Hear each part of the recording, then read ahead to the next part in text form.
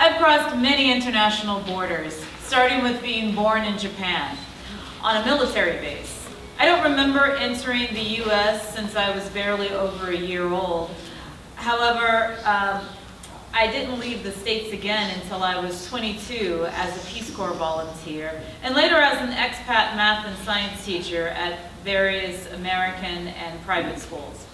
I literally fell across the border walking into Zimbabwe from Zambia. One time I had to run back to the last train stop in Zambia because I missed getting my passport stamped since I was using the bathroom when the immigration agent passed through my cabin and had already exited the train, which was about to cross into Tanzania. And the time I landed in Turkey, I was tempted to jump back on the plane when I discovered that Americans had to pay $100 just to enter the country. Whoa. There was a brief moment when the immigration officer saw that I was born in Japan, looked at me closer, and asked if I were Japanese. A part of me was tempted to say, to ask how much the visa was if I were Japanese, but I made life easier for myself and said no. Being detained in a Turkish prison for fraud or whatever my illegal actions would have been called sounds like a good story, but I'd much rather write a fictional account of that. Now, most of my border crossings have been via airports, especially when I worked in Egypt, South Korea, and Honduras. But when I lived in Mexico, half the time I drove, especially if I were going to the States, I'd moved to Egypt a month before 9/11. So when I returned to the States for Christmas and summer breaks, I was always the randomly stopped passenger. That ended just as soon as I moved to Mexico, except for that one time.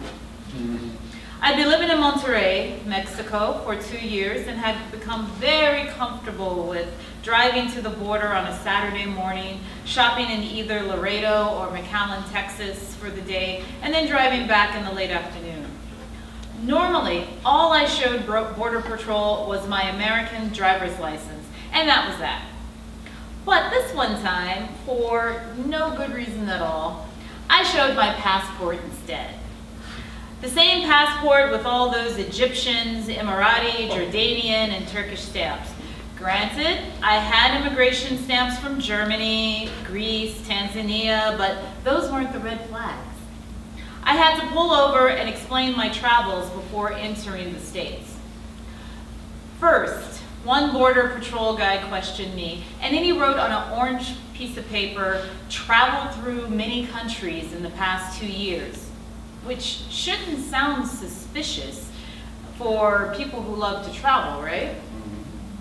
I had to wait for another guy who sat in the air-conditioned building to interview me further. As I waited, thinking about how surreal being detained in my own country was, my friend, who happened to be a white woman, fumed. "What about me? Why aren't they questioning me?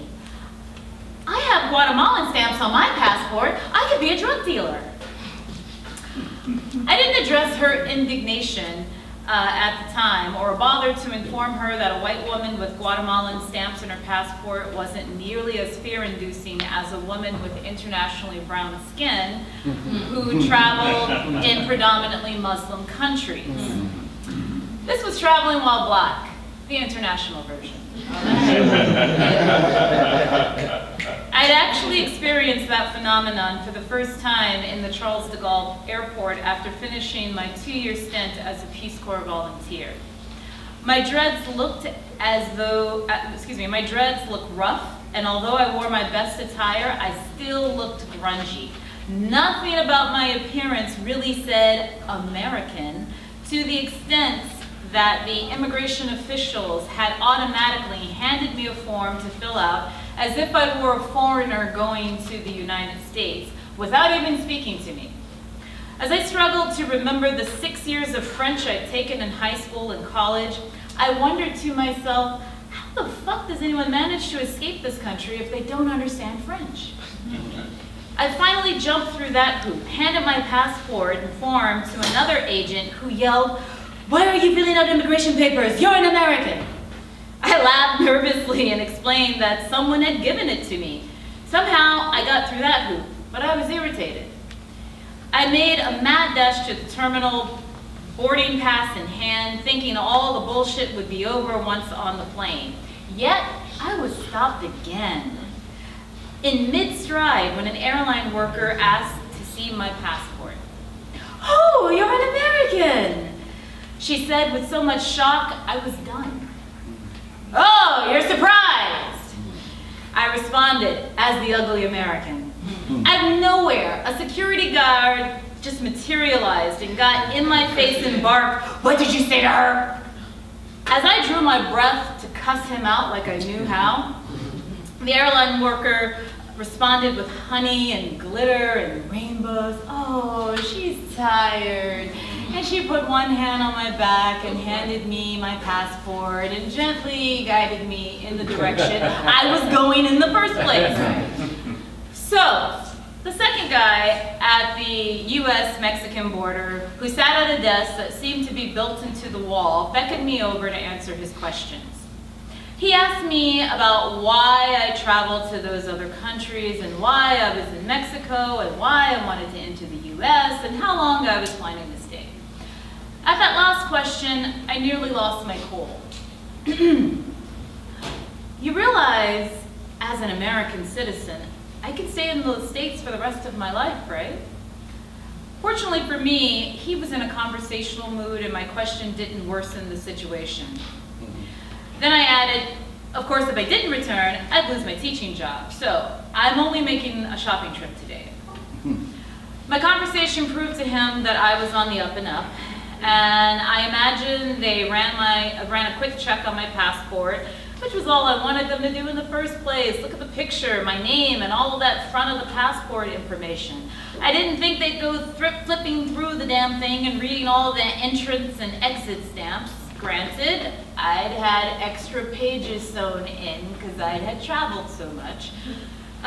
He returned my passport, and on my way out, I asked the guy if I could have my little slip of paper where he'd written me up for traveling through so many countries in 2 years.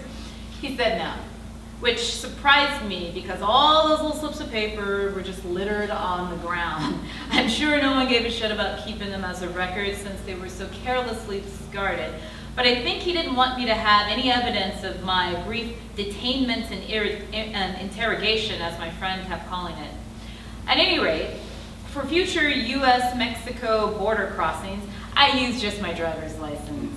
And I had no problems after that. And that's the closest any story of mine ends with, "And she lived happily ever after."